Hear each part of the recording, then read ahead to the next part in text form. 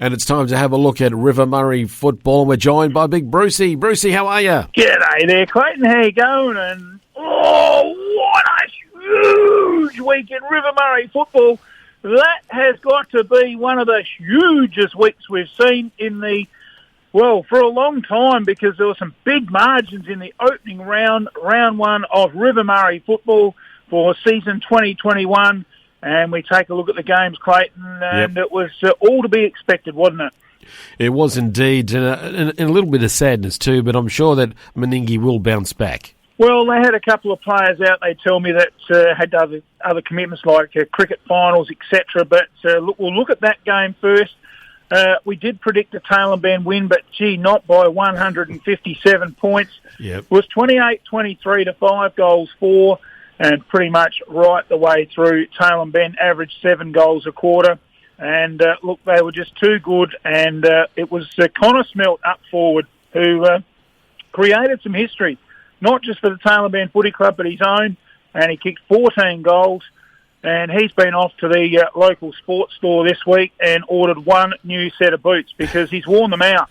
And he was just in sensational form up forward, marking everything and, finishing off very well. Nick Westhoff kicked 4 himself, and Geordie Bell got 3. Mackenzie Hanson with a couple, but it was one-way traffic down there at Bear Park. Meningie, it was all single goal kickers in Sanders, Hode, Pitchford, Byrne and Spinks. For Tail and Bend, it was Nick Westhoff named surprisingly first best. He must have been electrifying to get the first best off of Connor Smelt with 14 goals, but he did so. He kicked 4 of his own and was named best from Connor Smelt and Ben Rossi, the new recruit from the Southern Football League down there at Flagstaff Hill. And we spoke last week about Rossi, and he is an absolute gun. And the first game, he hasn't disappointed the Eagle faithful with third best. Mackenzie Hanson in 4th and Geordie Bell 5th. While for Meningie, it was Sam Sanders returning to the club, one of the homegrown talents down there, Turner, and Greg Sadlier. What about that? Greg Sadlier going around again in A-grade footy and really just playing for his beloved Bears. And to get in the best players, a great performance from Sads, a veteran of the club. But a good win there in the opening game to to Tail and Bend. Meningie they're going to have to find something, aren't they? They'll hope these recruits that they've got will be back in the short term to try and bolster their ranks.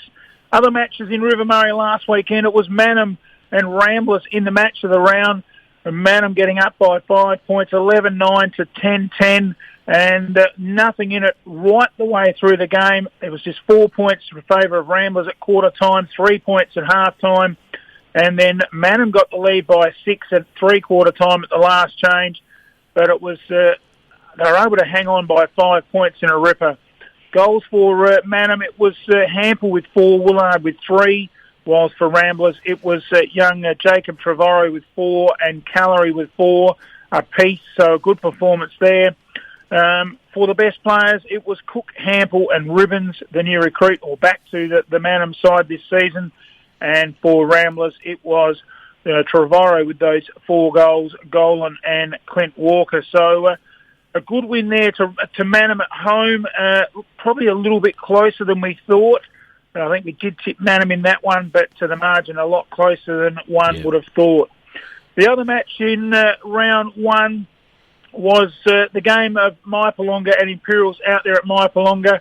And as we expected, all the trumps for Mypolonga not playing, the likes of Moss and DeBont and Taggart, Hooper, Gogol, Butler, all gone. And Imperials made use of that. 15-14, 104 to Mypolonga's 4-5-29. In the end, crunched them by 75 points.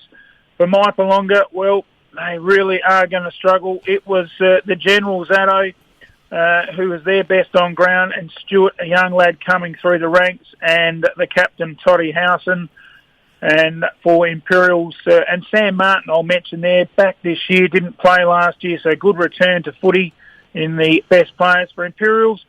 Well, it was one-way traffic down the forward line. Boris kicked 9, Montgomery a couple, but it really was the Johnny Boris show, but he wasn't named best. Louis D. Michel in the ruck, Montgomery on ball, Rance just everywhere, and Boris up forward with those 9 goals in fourth best. A big win by Imperials, 15-14 to 4-5, Clayton.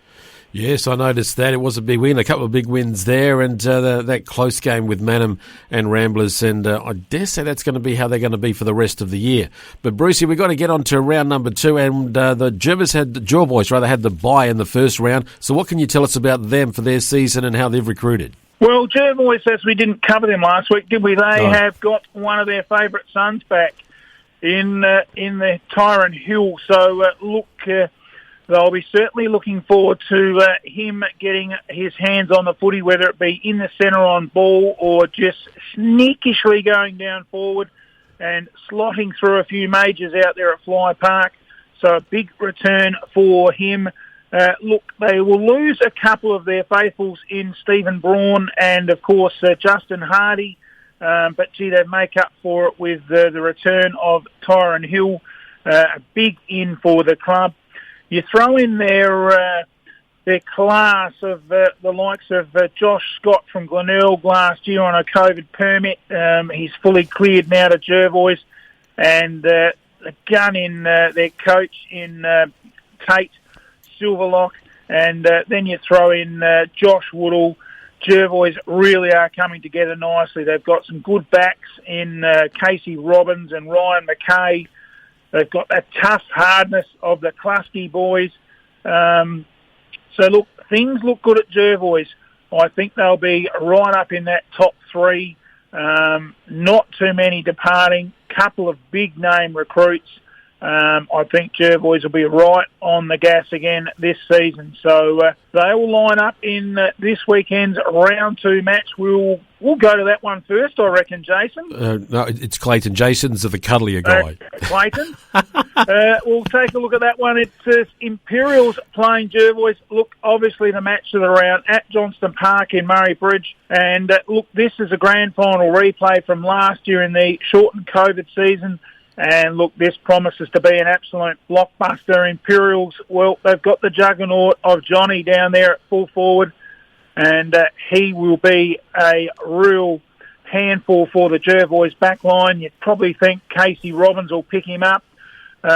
You look at some of the other players they've got, Luke Harrifield, who can just play anywhere, but he'll probably run across the half-forward line on ball. You've got Louis DeMichel thrown into the ruck this season.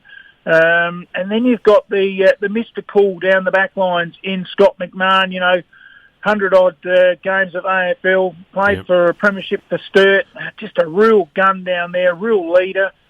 You've got the James Clark in good form. It just got a lot of winners over the field, Imperials. Hard to find too many passengers. And they've also got some young kids that are really up and coming, the likes of Marsh, Daish and Lauby. They really will take this up to Jervois. They'll be looking for some revenge. As we mentioned, Jervois will be looking to that awesome foursome of Hill returning to the club, and you throw in the likes of Scott, Woodall, and as we mentioned before, Silverlock. And he'll be better this year, Silverlock, last year returning from that knee injury the season before. So one would think that would have strengthened up quite considerably with a shortened season and another 6 months off. So he would have been working so hard on getting that right, ready for round 1. Look, picking a winner, not an easy task on this one. It will go down to the wire. I just think Imps have got that form from last week. Jervois come off the holiday bye, their first game of the season. I'm going to go for Imperial. Should be an absolute beauty, 1 to 10. I'm going the other way. I just got a funny feeling about it, just quietly, but that's just me. I think you might have been talking to the flow man. He does whisper in my ear quite frequently. Now, one of the other games, Bruce, in your top 7, as you listed out the 7, rather for how the season was going to finish, you had Meningie and Maiponga at the bottom, and they're the two teams playing each other this week. So who's going to get the wooden spoon? Oh, look, mate, I did a write-up on the Murraylands Football and Netball Sporting Results page, and that's exactly what I wrote. You've taken the words out of my mouth. These two are really playing for the wooden spoon. Look, it's going to be a long season for the loser. Look, if Meningie can get those couple of recruits that they've got playing, it'll strengthen them up.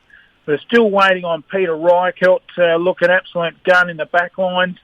They'll need Sanders, I think, Sammy Sanders, to kick 4 or 5 up forward for them to get across the line. They've got some hard players in there that can run and carry the footy, like Tyler Robinson that they've picked up from Jervois. If Meningi can get those guys, Schaefer, the hands on the footy and get it down there to the tall timber of Spinks, he's a strong man, and Sam Sanders, they could well give Maipalonga a fright. Maipalonga, well, they'll be looking to young Zato to get plenty of footy and first use of it in the centre.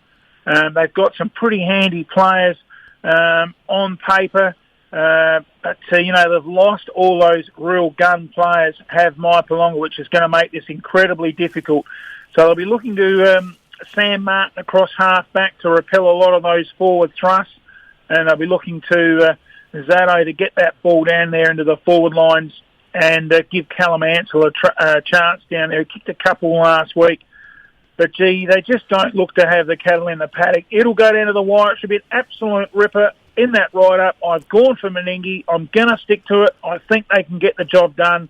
They're a 5-goal better side at home down there at Bear Park, 1-10 in a thriller. All right, I agree with you. I'm going for Meningi as well. The final game, Bruce, we've got Ramblers and Tailem Bend. Tailem Bend, they scored lots last week. Will they be able to do exactly the same against Ramblers? Oh, look, this will be another real interesting tussle. Ramblers took it up to Manham last week. They played Tailem Bend this week. Look, how do we gauge Tailem Bend playing Meningi last week? Are they that good, or was that just a stroll in the park? Meningi weren't that good. You just don't know. So this will really be able to be a test to see for the patrons where Tailem Bend are at and the Eagle faithful. Ramblers, look, they're not a really experienced side. They've got the likes of Ben Dougal and Jared Whalen that have got a bit of experience, but they've got some hard kids that really are running carriers of the footy in Keenan Harradine and these type of lads. They're real keen. Louis Khalil, and they've really got some lads that are keen about playing footy for Ramblers. They've got some danger around that forward line, and they can hit you on the scoreboard hard in Clint Walker, David Wilson, and they'll really have to be watched by Tailem Bend. But, gee, on paper, who can stop Connor Smelt with that 14 last week? Look, he'd have to be still on cloud 9 from that performance. Look, Nick Westhoff, another gun for them. The Flagstaff Hill connection of Rossi and Starkey and Sumner. I think Tailem Bend will have too many cattle in the paddock. They've got Dylan Hogarth and some real ball winners in their team. Mackenzie Hanson, Ben Hanson back from Sturt. They just look too strong the more you go into it on paper. And Tailem Bend should get the job done over Ramblers and could be the first time they beat them for a few years. So a bit of a stat there. I think Tailem Bend to get the money. I think they'll go out to about a 7-goal win, I reckon, Clayton, 31-40. 31-40. I think it'll all be over at half-time just quietly, but that's just my prediction, and I'm sure you will inform me if I'm wrong later on. Yeah, well, it's a good opportunity to, coming up against the strong side of the last few years in Ramblers, just to see where they're at. And as we predicted, Tailem Bend to finish in the top 3 is looking very, very nice right at this minute after one round. Yeah, after one round. All righty, Brucey, we'll leave it there. Thank you for your selections. And there's no games over Easter, so you won't have to deal with me much longer, but I've enjoyed our time together. And just recapping, you've gone from Imperials, you've gone from Meningi and Tailem Bend. We'll see how we go. Should be a big week of River Murray football, Clayton. We look forward to doing it all again in a couple of weeks' time. And you have a good Easter, and we look forward to getting back there with the Flow Man and, of course, Jason in a couple of weeks for round 3. No worries. Thanks, Brucey. We'll talk again. Thanks, Clayton.